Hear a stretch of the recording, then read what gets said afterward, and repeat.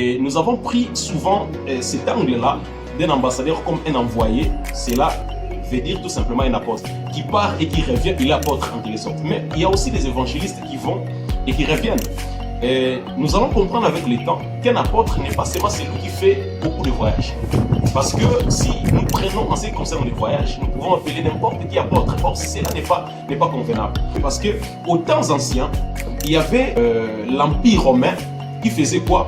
Qui prenait des gens en captivité, qui les amenait chez eux, comme les Babyloniens aussi, nous savons très bien, qui pouvaient faire la déportation, amener les gens dans leur pays. Et avec le temps, ils ont compris que, en ce qui concerne la déportation, ils pouvaient prendre beaucoup de gens, tout un peuple, les amener chez eux, et c'était tout à fait difficile de commencer à gérer ces gens-là.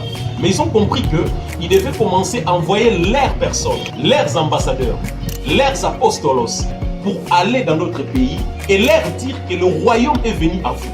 Cela veut dire, normalement, ça devait être vous qui devez aller au royaume.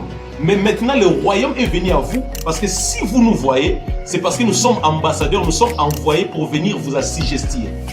Alors c'était comme ça qu'on avait créé même des routes qui faisaient que toutes les routes allaient jusqu'à Rome. C'est pour cela qu'on a même tout chemin mène à Rome. C'était en ce moment-là qu'on avait tracé des chemins qui pouvaient amener tout le monde vers Rome.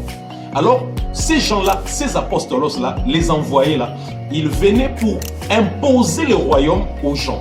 C'est pour cela qu'un apôtre, c'est pas seulement celui qui part quelque part pour annoncer quelque chose, mais il vient aussi pour imposer une réalité, pour faire asseoir quelque chose. Un apôtre, c'est celui qui reçoit la révélation qui provient d'un prophète et le faire asseoir dans l'église de façon que cela reste réellement. Il insiste sur des choses et il fait asseoir une chose. C'est pour cela les apôtres ne sont pas seulement ceux qui voyagent, mais ce sont ceux-là qui peuvent imposer des réalités dans l'église.